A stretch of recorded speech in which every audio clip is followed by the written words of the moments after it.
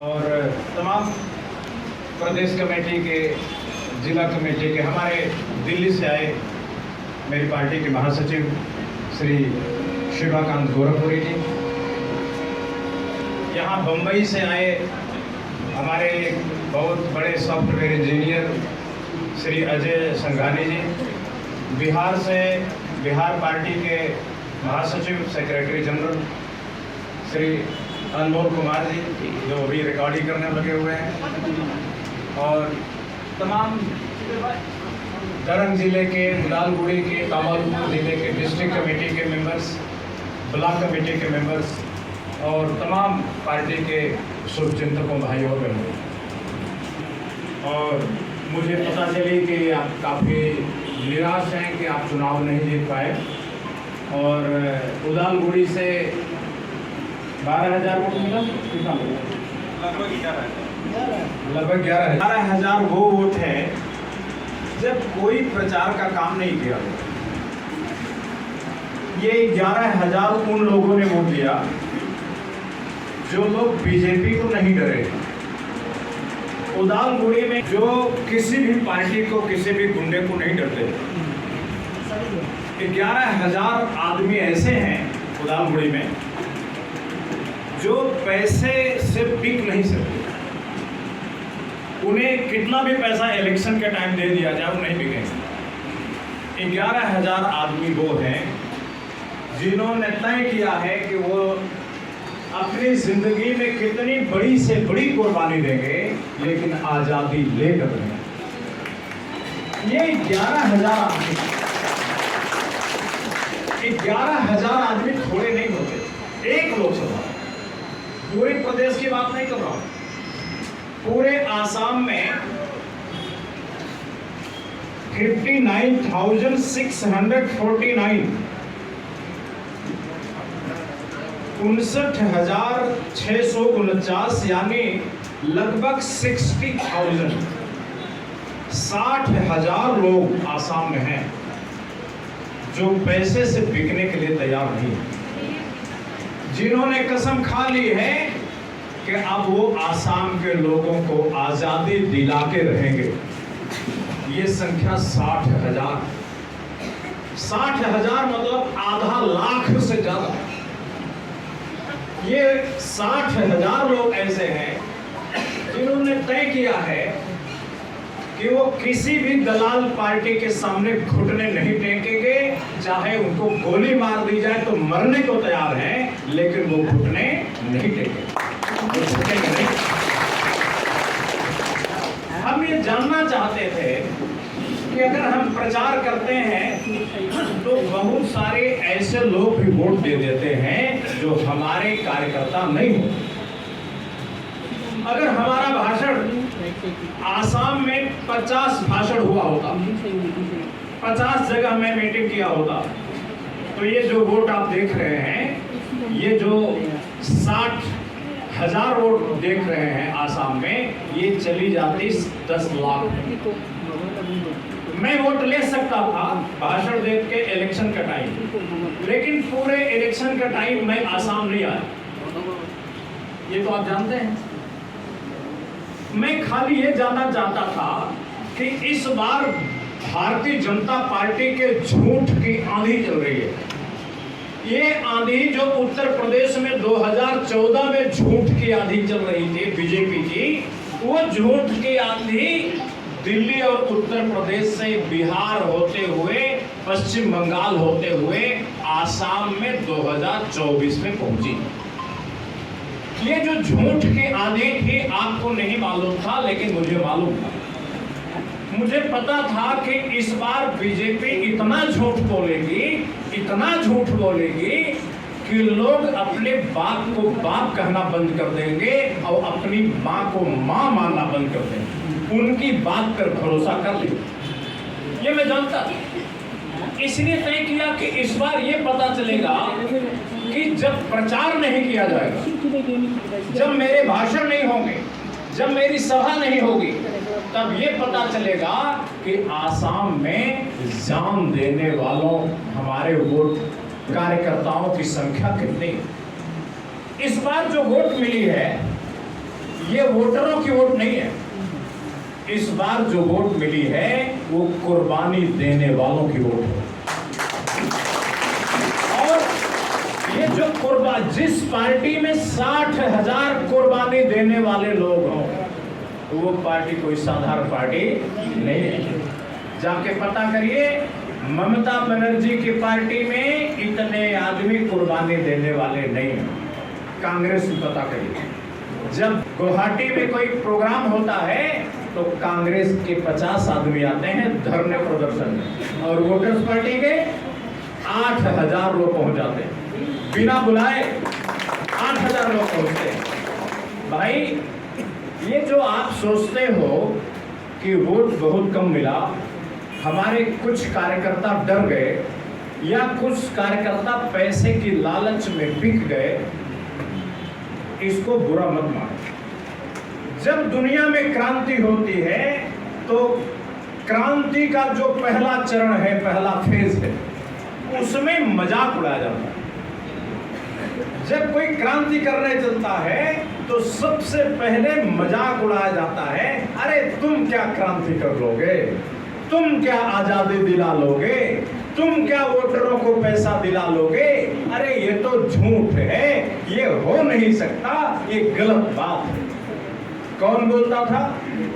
कांग्रेस वाले, बीजेपी वाले और ये आसाम के नेता, ये मजाक उड़ाते थे, मजाक। जब 10 साल पहले 2014 में, हमें याद है, जब हम यहाँ आए थे और ये बात रखी थी, सबने मजाक उड़ाई। लेकिन आज कांग्रेस के नेता को कहना पड़ रहा है इलेक्शन में कि कांग्रेस की सरकार बनाओगे तो 8,500 रुपया खटाखट पाओगे। बोला कि नहीं बोला? बोला। और अगर ये खटाखट पाओगे, ये बुद्धि अब काम करी, तो ये बुद्धि 2004 में काम क्यों नहीं करी? जब वो प्रधानमंत्री थे, उनकी सरकार थी। अगर कांग्रेस ने इसे फटाफट लागू कर दिया होता तो वोटर्स पार्टी बनाने की जरूरत पड़ती क्या? नहीं पड़ती, नहीं पड़ती। यानी कांग्रेस के कुकर्मों के कारण ये पार्टी बनी, और कांग्रेस का अंतिम संस्कार यही पार्टी करेगी। इसलिए कि कांग्रेस बुढ़ी हो गई है, कांग्रेस एक यथास्थितिवादी पार्टी हो गई है। कांग्रेस कोई परिवर्तन नहीं करना चाहती, वो चाहती है कि बस वो चुनाव जीत जाए और दिल्ली में एयर कंडीशन कुर्सी पे बैठ के सोए और अपने टेलीफोन नंबर बदल दें, जिससे पुराने लोग उनको टेलीफोन ना कर पाए। ये कांग्रेस का कल्चर है, उनकी संस्कृति है। इसलिए कांग्रेस को रिटायर कर देना वोटर्स पार्टी की जिम्मेदारी है। मेरे भाई, आप सोचते होंगे कि हम कामयाब नहीं हुए। दुनिया में क्रांतियां इतनी जल्दी कामयाब नहीं होती, और दुनिया में जो क्रांति जितनी जल्दी कामयाब हो जाती है उतनी जल्दी फेल हो जाती है। देश के एक एक आदमी को पता चलना चाहिए कि देश के खजाने में उसका हिस्सा है। जब तक ये बात देश के एक एक आदमी को नहीं पता चल जाएगी, अगर हमारी पार्टी के एमपी एमएलए बन जाएंगे तो ये क्रांति नाकाम हो जाएगी, फेल हो जाएगी। क्योंकि किसी आदमी को बिना संघर्ष के, बिना लड़ाई के उसको कोई चीज दे दोगे और दूसरा आदमी छीन लेगा तो वो लड़ेगा नहीं, आएगा नहीं, वो मान जाएगा कि चलो ठीक है, फ्री में मिला था, फ्री में चला गया। इसलिए ध्यान रखना, हमें इतनी जल्दी जीतने की जरूरत नहीं है, हमें चुनाव जीतने की चिंता नहीं है। हमें चिंता है ये जो हम झोपड़ियां देखते हैं, इन झोपड़ियों में देख के मेरी आंखों में आंसू आते हैं। जब इन झोपड़ियों को हम महलों में बदल देंगे तब मुझे लगा मेरी मैं चुनाव जीतने के लिए पार्टी नहीं चलाता, ये बात ध्यान रखना। इस गरीब आदमी की गरीबी अगर दूर नहीं होगी, हमारे एमपी एमएलए जीत जाएंगे तो मैं दुखी रहूं, मैं खुशी नहीं हो सकता। इसलिए मेरे भाइयों, मेरे बहनों, एक बात ध्यान रखना, दुनिया चुनाव जीतने के लिए काम करती होगी, लेकिन विश्वात्मा चुनाव जीतने के लिए काम नहीं करते। मैं क्रांति चाहता हूं, क्रांति। और वो क्रांति जिस दिन देश के खजाने में भागीदारी मिलेगी, देश के हर आदमी को हिस्सा मिलेगा, 8,435 रुपया मिलेगा, महंगाई भत्ता जोड़ के मिलेगा, और अमेरिका, जापान, जर्मनी, चीन जाने की आजादी मिलेगी, वहां नौकरी, धंधा, बिजनेस करने की आजादी मिलेगी, वीजा, पासपोर्ट के कानून टूट जाएंगे, उस दिन मुझे खुशी होगी कि मैं आजाद। इसलिए ये मत समझना कि ये चुनाव आया था और हम नाकाम हो गए, अब रोते रोते जाके घर में बैठे, अब तो कुछ नहीं हो सकता। वास्तव में हम पहला चरण जीत गए, हमारी मजाक उड़ाना बंद हो गया। अब हर देश का हर आदमी मानता है कि वोटर्स पार्टी ने जो आवाज आज के 10 साल पहले उठाया था, वही जनता की असली आवाज है। ये हर आदमी मानता है। कांग्रेस को बोलना पड़ा कि 8,500 रुपया खटाखट मिलेगा, और बीजेपी के प्रधानमंत्री को 10 लाख करोड़ रुपया लोगों के खाते में डालना पड़ा। 10 लाख करोड़ रुपया जानते हो कितनी बड़ी रकम होती है? भारत सरकार के बजट का 1/4 हिस्सा, 1/4। 10 लाख करोड़ रुपया इतनी ज्यादा है कि बांग्लादेश की सरकार का बजट ही नहीं है। 10 लाख करोड़ में नेपाल और भूटान सरकार 10 साल राज करेंगे। इतना पैसा डायरेक्ट लोगों के खाते में भारतीय जनता पार्टी की सरकार को भेजना पड़ा। ये हमारी जीत है, ये हमारी जीत है। जब हमारा एक एमपी नहीं जीता, हमारा एक एमएलए नहीं जीता, अब हम 10 लाख करोड़ रुपया सरकार के खजाने से निकाल के जनता के खाते में डाल दिए हैं। ये हमारी जीत है। मेरे भाइयों, ध्यान रखना, हम जीत के दूसरे चरण में आ गए। हमारा मजाक उड़ाना बंद हो गया। अब उत्तर प्रदेश में हमारा मजाक नहीं उड़ाया जाता, अब दिल्ली में हमारा मजाक नहीं उड़ाया जाता, अब आसाम में हमारा मजाक नहीं उड़ाया जाता। अब सब जानते हैं कि गरीब क्रांति करने जा रहा है, अब किसान मजदूर क्रांति करने जा रहा है। ये क्रांति करने वाली पार्टी है, ये चुनाव जीतने वाले दलालों की पार्टी नहीं है। ये बात ध्यान रखना।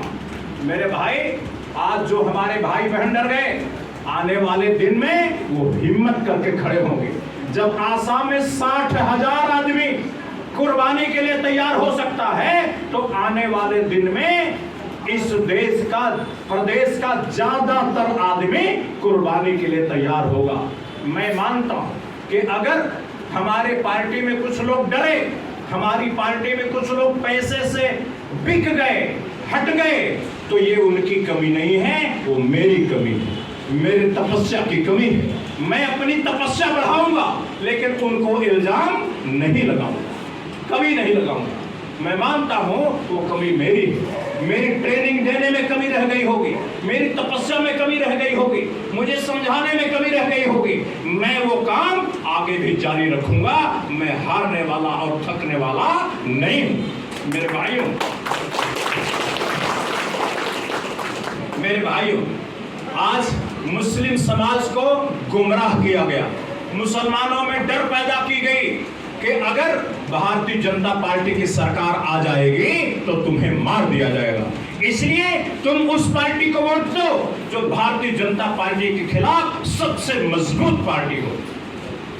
भारतीय जनता पार्टी के डर दिखा करके मुसलमानों की वोट कांग्रेस की झोली में डाल दी गई, कांग्रेस की झोली में डाली गई, और यही कांग्रेस मुसलमानों को बर्बाद करने का कारण थी। ये आप जानते हैं, वो शाहबानो केस जहां मुसलमानों के सामने आत्मसमर्पण किया था कांग्रेस ने, वहीं से भारतीय जनता पार्टी बढ़नी शुरू हुई थी।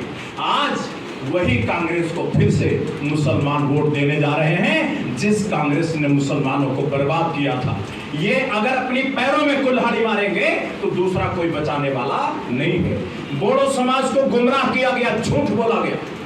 बोडो समाज को एक बार वोट लिया गया कि अगर तुमने बोडो पार्टी को वोट दिया तो तुम्हारे हर परिवार में 2-2 लोगों को नौकरी मिल जाएगी। मिल गई नौकरी? नहीं मिली ना। नेता झूठ बोलता है, मैं आपको बार बार बोलता हूं, नेता झूठ बोलता है। केवल दुनिया में वोटर्स पार्टी इंटरनेशनल है जो झूठ पर रोक लगाए हुए है। बाकी सारी पार्टियां झूठ का व्यापार कर रही हैं। वो बोले, एक चुनाव में बोले कि मैं 15 लाख दूंगा भाइयों बहनों, मिल गया 15 लाख? नहीं मिला। आपने उनको फिर से वोट दिया, आपने फिर से वोट दिया। फिर उन्हीं के छोटे भाई ने कहा कि अगर मेरी सरकार कोकराझार में बनाओगे तो क्या करूंगा, 2-2 आदमी को हर परिवार में नौकरी दूंगा। मिल गई नौकरी? नहीं मिली। तब भी झूठे लोगों का साथ देते हो, तभी झूठे लोगों। अगर झूठा नेता तुम्हारा होगा तो तुम्हारी जीन्स खराब हो जाएगा, तुम्हारे बच्चे आने वाले झूठे हो जाएंगे। जैसा नेता होता है वैसे बच्चा तुम्हारे घर में पैदा होगा। ध्यान रखना, तुम जिस आदमी को नेता पसंद करते हो वैसा ही आदमी तुम्हारे घर में जन्म लेगा। अगर झूठे आदमी को, अपराधी आदमी को, चोर आदमी को, बेईमान आदमी को नेता मानोगे, उनको वोट दोगे तो तुम्हारे घर में चोर पैदा होगा, तुम्हारे घर में बेईमान पैदा होगा, तुम्हारे घर में झूठा पैदा होगा। इसका असर है भाई, कनेक्शन है, इसका कनेक्शन है। आज आप अपनी छाती पर हाथ रख के पूछिए, जब से वोटर्स पार्टी से जुड़े हो आपके परिवार उन्नति पे गया कि नहीं गया? 10 साल पहले कहां थे और आज 10 साल बाद कहां हो? बिना चुनाव जीते आपका परिवार उन्नति की ओर आगे बढ़ रहा है। क्यों? आपकी संगत सही है, आप सही जगह पे हो। एक अच्छे आदमी को, आदर्श आदमी को अपना लीडर मानोगे, आदर्श मानोगे, उसका फोटो अपने मकान में टांगोगे तो वैसा ही बच्चे घर में पैदा होंगे। और अगर अपराधी का टांगोगे, डकैत का टांगोगे, चोर का टांगोगे, झूठ बोलने वाला को टांगोगे तो वैसे ही झूठे आपके घर में बच्चे पैदा होंगे। ये प्रकृति का नियम है, ये विधि का विधान। बोडो समाज को कहा गया, बोडो को वोट दे दिया तो बीटीआर का एक्सटेंशन हो जाएगा। अरे बीटीआर का एक्सटेंशन तो करेगी कौन? आसाम की सरकार। इसमें एक एमपी जीत जाएगा तो कैसे फर्क पड़ जाएगा? एक एमपी, 2 एमपी का असर क्या पड़ेगा? ये तो काम प्रधानमंत्री का है। अगर तुम प्रधानमंत्री के साथ तो रहते हो, बीजेपी के साथ 5 साल रहे, तुमने बीटीआर का विस्तार क्यों नहीं करा लिया विश्वनाथ चावली तक? किसने रोका था? प्रधानमंत्री तैयार है। और अगर मर्द हो, हिम्मत है, अगर बीटीआर को विस्तार करना है तो प्रधानमंत्री, बीजेपी की सरकार पहले भी थी, तुमने बढ़ाया क्यों नहीं? बढ़ाना चाहिए था। अब किस बात का इंतजार कर रहे हो कि चुनाव जीतोगे तब बढ़ाओगे? चुनाव तो तुम पहले से जीते थे, क्यों नहीं बढ़ाया? फिर झूठ। ये वोट मांगने की बात नहीं है। और अगर 8,000 देने की बात, 8,000 देने की बात राहुल गांधी खटाखट बोल सकते हैं तो ये बोडो पार्टी वाले फटाफट क्यों नहीं बोलते? क्यों नहीं बोलते? उनके मुंह में दही जमाई है क्या? राहुल गांधी से ज्यादा बुद्धिमान है क्या? विश्वात्मा से ज्यादा बुद्धिमान है क्या बोडो नेता? है नहीं है। तो अगर वो 8,000 की बात राहुल गांधी के मुंह से निकल सकती है लेकिन बोडो नेताओं के मुंह से नहीं निकल सकती, तो समझ लो ये बोडो नेता बीटीआर के दुश्मन है। दुश्मन, ये दोस्त नहीं है, दुश्मन है। ये चाहते हैं बोडो नेता अरबपति करोड़पति हो जाए, सिंगापुर में, लंदन में मकान बनाए, होटल बनाए और बीटीआर का आदमी जानवर की तरह मरे। और जैसे जानवरों के जीवन की तकलीफ होती है वैसे ही तकलीफ में जिए। ये बोड़ो नेता नहीं चाहते कि बोड़ो का उद्धार हो, बोड़ो समाज आगे जाए। मैं कहता हूं अगर बोड़ो नेता आपका शुभ चिंतक है, बीटीआर का भला चाहता है, अच्छा चाहता है, तो वो खटाखट 8,000 रुपया बोलेगा जरूर। और नहीं बोलता तो वो बोड़ो नेता अपने परिवार के लिए काम कर रहा है, बीटीआर के लिए काम नहीं कर रहा है।